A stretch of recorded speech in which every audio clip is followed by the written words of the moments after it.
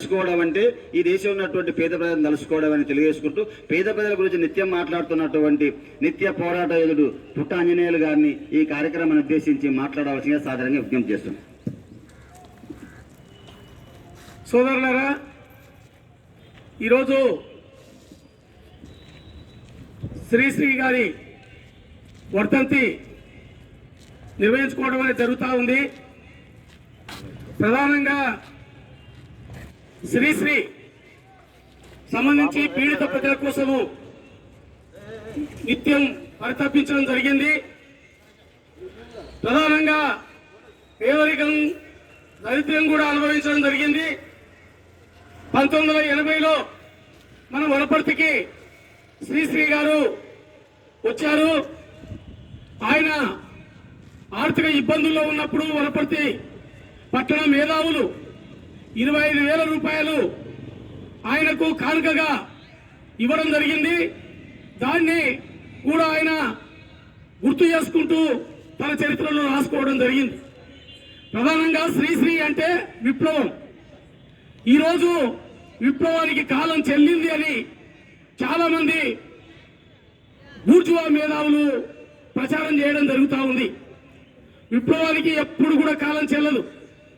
పేదోడు ధనవంతుడు ఉన్నంత కాలం విప్లవం అజేయమైంది. ఈరోజు రష్యా దేశంలో సోషలిజం పోయినంత మాత్రాన ప్రపంచమంతా సోషలిజం పోలేదు. ఇప్పటికీ చైనా కానీ, క్యూబా కానీ, వియత్నాం కానీ, ఉత్తర కొరియా కానీ, లావోస్ కానీ, ఈ దేశాల్లో ఈ రోజుకు శ్రీశ్రీ కోరుకున్న సోషలిజం ఇప్పటికీ చాలా అజేయంగా ముందుకు వస్తున్నది. కరోనాను కట్టడి చేయగలిగింది. అదేవిధంగా స్థిరంగా ఆర్థిక సంక్షోభం లేని రాజ్యాన్ని ఈరోజు అమలు చేస్తా ఉంది. ఈ రోజుకు కూడా సోషలిజం. అదేవిధంగా ఈ రోజుకు మనం పరిశీలన చేస్తే పెట్టుబడిదారీ వ్యవస్థకు ప్రత్యామ్నాయం కేవలం సోషలిజం తప్ప వేరే లేదు అని శ్రీశ్రీ యొక్క ఆశయాలు అజేయమైనవి మనం రుజువైతున్న పరిస్థితి మనకు కనపడతా ఉంది. కాబట్టి ఎప్పటికీ కూడా ఈ పేదరికం ఉన్నంత కాలం ఎర్ర జెండా అజేయమైందని మనం అర్థం చేసుకోవాల్సిన అవసరం ఉంది. ఈ రోజుకు ఇప్పటికీ కూడా ప్రపంచం అంతా ఎర్ర జెండా ఉంది. శ్రీశ్రీ సంబంధించి కోరుకున్నది మరో ప్రపంచం, మరో ప్రపంచం, మరో ప్రపంచం పిలిచింది అని పిలిపించిండు. అంటే మరో ప్రపంచం అంటే ఈ సోషలిజం, ఈ పెట్టుబడిదారీ వ్యవస్థకు ప్రత్యామ్నాయం. కాబట్టి ఈ రోజుకు కూడా లాటిన్ అమెరికా దేశాల్లో ఇప్పటికే ఎర్ర జెండా రెపరెపలాడుతూ ఉంది. ఆ బూర్జువా పార్టీలను ఓడించి ఇప్పటికీ కూడా ఎర్ర జెండా కమ్యూనిస్టు రాజ్యాలు అధికారంలోకి ఎన్నికల్లో గెలవడం అనేది జరుగుతూ ఉంది. అదేవిధంగా ఈ రోజు మన భారతదేశంలో మన కమ్యూనిస్టులకు ఓట్లు తగ్గొచ్చు, సీట్లు తగ్గొచ్చు. కమ్యూనిస్టులు ఎప్పుడు కూడా ఓట్ల కోసం, సీట్ల కోసం కాదు, ఈ పెట్టుబడిదారీ వ్యవస్థను కూకటి వేలతో కూల్చివేయడమే ఈ లక్ష్యం తప్ప వేరే కాదు. కాబట్టి భవిష్యత్తు సోషలిజాందే.